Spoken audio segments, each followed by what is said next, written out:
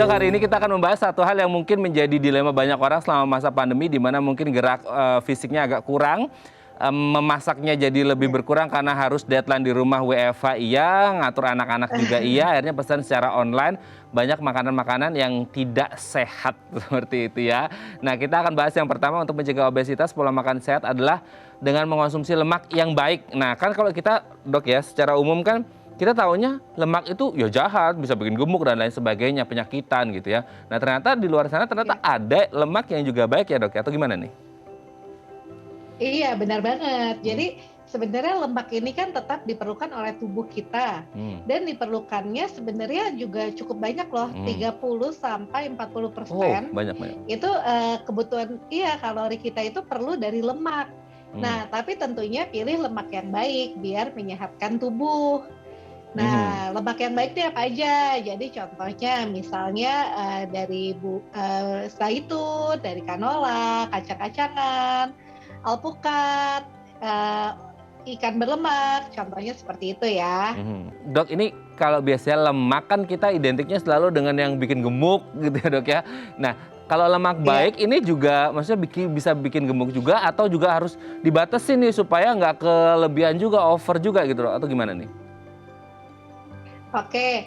Nah, ini sebenarnya, balik lagi ke tipe-tipe orang nih. Hmm. Ada orang yang cocok pakai diet lemaknya tinggi, Mhm. ada yang, cocok, ada yang ternyata dia nggak cocok gitu. Hmm. Jadi, yang perlu diingat lemak ini memang kalorinya lebih besar dibandingkan dengan karbohidrat atau protein. Mhm. Tapi pada kenyataannya memang ada beberapa orang yang badannya itu cocok terima lemak yang, lebih tinggi dibandingkan dengan yang lainnya nih, jadi berat badannya lebih cepat turun, gitu ada yang seperti itu. Selanjutnya kita mau bahas tentang makanan olahan atau produk olahan. Apa sih, Dok, kalau berbicara tentang produk olahan dengan tendensi ke obesitas? Nah, jadi kalau makanan olahan ini tergantung juga nih, Hmm. karena semua makanan itu kan pasti diolah ya. Betul. Nah, jadi kita harus lihat diolahnya itu yang seperti apa. Kalau yang berlebihan, jadi extra processed food ya. Hmm.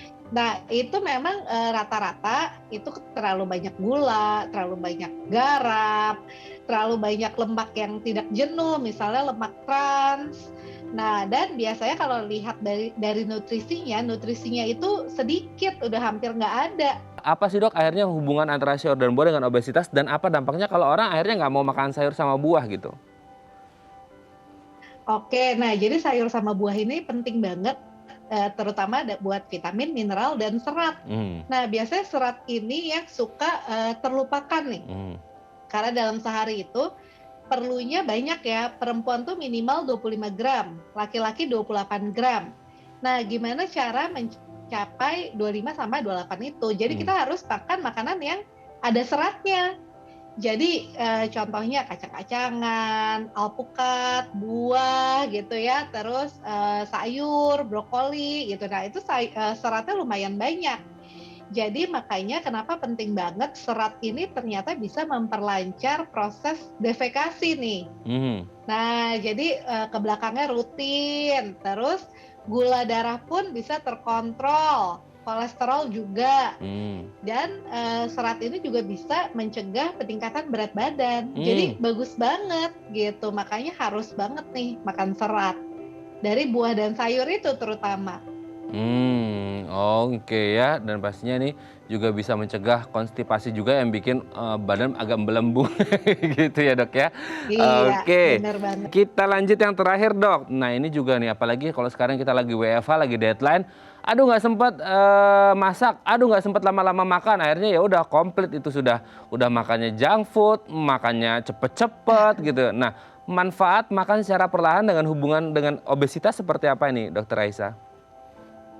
Ya, jadi ini penelitiannya juga sudah banyak nih, ternyata makan perlahan ya, ngunyah 30 kali gitu. Meskipun pada kenyataannya nggak mungkin ngehitungin ya. Betul, betul. Tapi yang penting iya, tapi yang penting kita ngunyah perlahan. Nah, ternyata kalau kita ngunyah perlahan itu, hormon yang bisa sinyal lapar kenyang di badan kita, bisa mengaktifkan sinyal itu juga ternyata kerjanya lebih baik. Jadi kita lebih nggak cepet, kok kayaknya kita nggak kenyang-kenyang ya gitu. Nah itu ternyata nggak tuh, jadi kita lebih cepat merasa kenyang. Baik, terima kasih Dr. Raisa E. Juanda MGisi SPGK, spesialis gizi klinik dari Rumah Sakit Metropolitan Medical Center, sudah berbagi bersama kami pagi hari ini. Semoga kita sehat terus ya dok ya, tidak ada obesitas, dan kita semua sehat, terhindar dari pandemi, dan pandemi segera usai. Terima kasih Dr. Raisa, sehat-sehat terus. Salam untuk keluarga di rumah dan teman-teman di Rumah Sakit MMC. Selamat pagi.